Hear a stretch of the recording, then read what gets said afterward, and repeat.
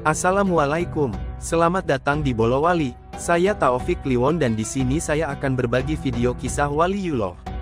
Jangan lupa like, komen, dan subscribe ya. So stay tune. Terima kasih.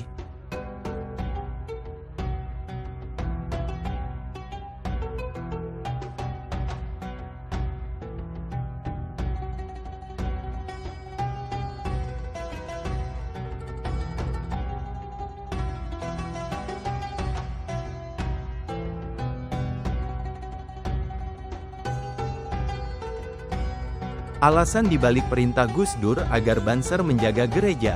Alasan dibalik perintah Gus Dur agar Banser menjaga gereja. Penanganan konflik antar umat Kristen dan Islam di Ambon pada tahun 1999 menjadi salah satu contoh nyata sikap kenegarawanan Kiai Haji Abdurrahman Wahid, Gus Dur. Sebagai Presiden RI saat itu, Gus Dur menunjukkan langkah-langkah yang bijaksana sehingga konflik tidak meluas dan memicu sentimen agama serupa di daerah lain. Langkah ini pantas diapresiasi karena mencerminkan pandangan jauh ke depan seorang pemimpin.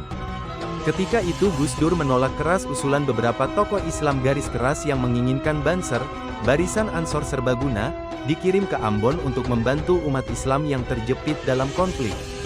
Bahkan, ada pula usulan agar tentara dikirim demi membela umat Islam yang merasa terzalimi. Namun, Gus Dur memilih jalan berbeda. Ia menegaskan bahwa tugas negara adalah melerai konflik, bukan memihak salah satu pihak. Jika Gus Dur bertindak sebagai politisi, tentu ia akan memanfaatkan situasi ini untuk meningkatkan popularitasnya di kalangan umat Islam. Namun, pada faktanya, justru Gus Dur menunjukkan jiwa seorang negarawan yang tidak hanya melindungi umat Islam tetapi juga umat Kristen, keduanya dianggap sebagai warga negara yang sama-sama perlu dilindungi. Sikap Gus Dur yang tegas namun bijaksana ini tidaklah tanpa risiko. Bagi sebagian pihak, tindakan Gus Dur dianggap kontroversial karena tidak memihak umat Islam secara langsung.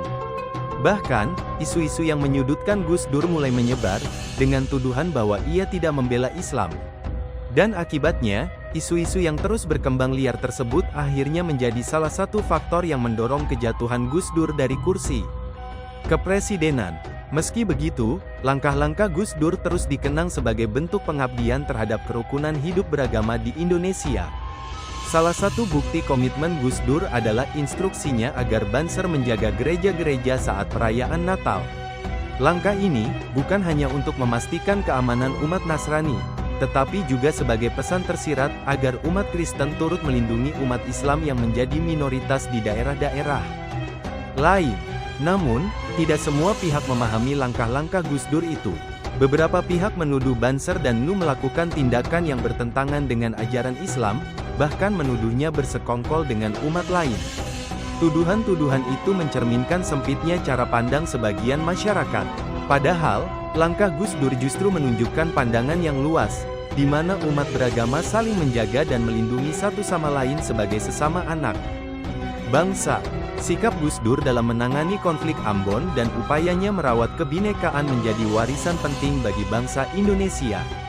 Ia mengajarkan bahwa seorang pemimpin tidak boleh terjebak dalam politik identitas yang sempit, tetapi harus mampu melihat seluruh rakyatnya sebagai satu kesatuan yang perlu dilindungi. Melalui langkah-langkahnya, Gus Dur membuktikan bahwa kepemimpinan yang adil dan inklusif adalah kunci untuk merawat kerukunan dan keutuhan bangsa.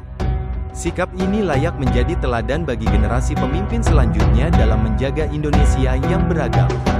Dari cara pandangan dan sepak terjang Gus Dur, di sini tercerminlah pemimpin yang negarawan, bukan pemimpin yang hanya beraura politis.